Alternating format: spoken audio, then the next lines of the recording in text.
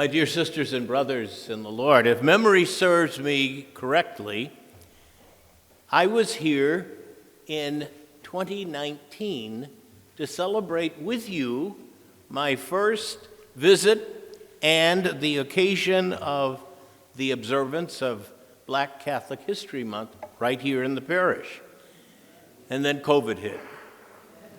And so we had to postpone these wonderful gatherings until we were safe to be with each other again. What a wonderful time it is for us to gather once again in this blessed church with so many wonderful singers and my brother priests and deacons, and of course those who gather with this parish to observe this special evening.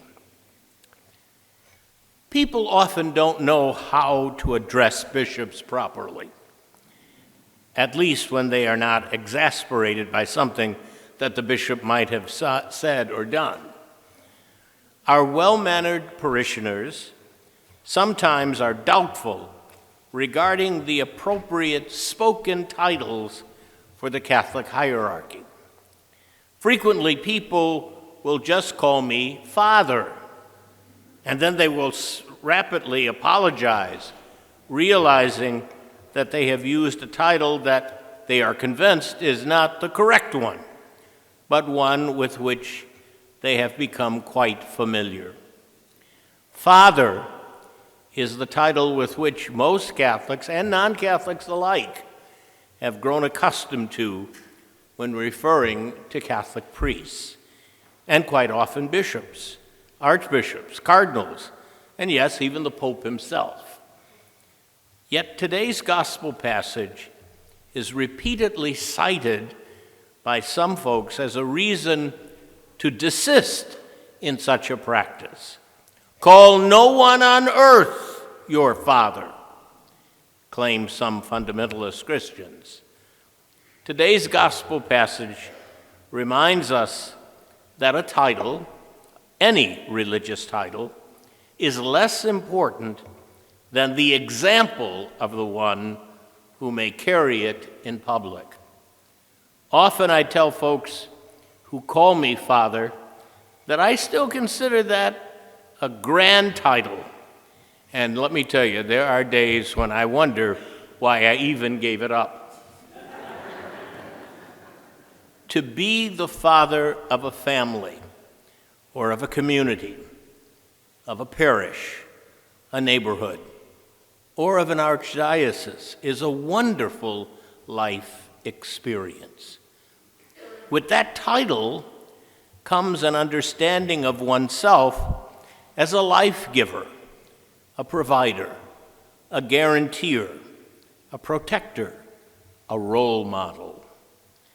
Please excuse me for saying so, but our African American community is in dire need of better role models for our young people. I am not speaking of another long list of sports figures, movie or recording artists. I am not even speaking simply of public religious role models like priests or sisters, deacons, or even bishops. I am speaking of a serious need that our young people have for men and women of faith and integrity to be those who are fathers, mothers, and grandparents for our youngsters in those life lessons that so many young people seem to have forgotten or perhaps never actually even learned. Young people of every racial and cultural heritage need better role models, to be sure. But youthful African Americans face certain life challenges that are often more daunting than those some other youngsters might have to confront. Jesus was particularly stern in demanding that people in leadership not only possess the trappings of position, but we must also live in such a way that it is consistent with our authority. He was not merely speaking about Jewish leadership 2 millennia ago. Jesus speaks to all of his disciples in every age and in every land. His stern warning is not limited to the example of the scribes and Pharisees of first century Palestine, but to all of us who may be tempted to be Pharisaical 2 millennia later.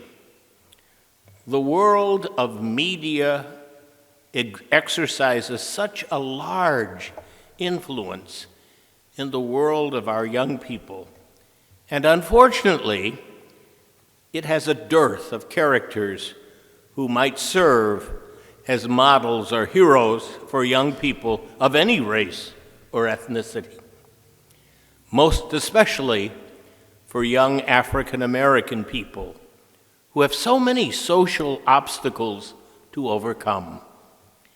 It is a sad commentary on our society when vulgar rap artists, violent domestic abusers, drug addicts, sports figures, corrupt politicians, and our own clergy, accused of scandalous behavior, are the public figures that so capture public attention.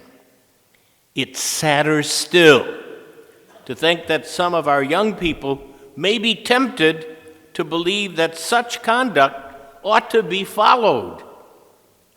Today's Eucharist brings together a gathering of many of our fine men and women from the African American Catholic community here in the Archdiocese of Washington. We spend a few days each year reviewing and celebrating our African American Catholic heritage, our hopes, our heroes, and our dreams. One dream that we must all place before the Lord in prayer this evening is our dream for our young people. We prayed during today's Mass not just for African American youth, but for young people throughout this local church and throughout our nation. The future of the church is found in a unique fashion in the lives of these vulnerable young people.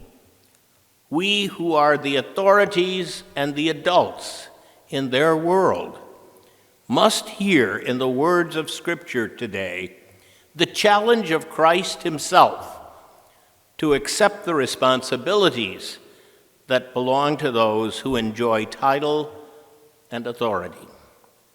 The sharpness of his admonition must not be lost on us living so far removed from that moment and the place where he first announced it.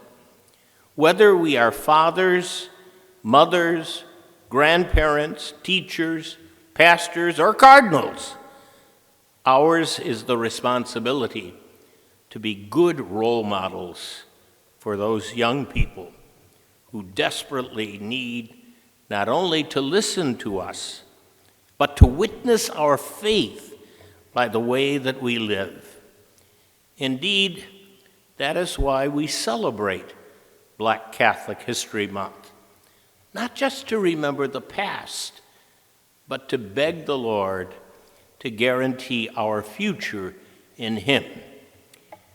Now, proudly displayed here in the parish church are the pictures of 6 African American men and women who lived and loved the Church of Christ. They are moving towards sainthood. What I'm worried about is, do we have any people out there that are moving towards sainthood?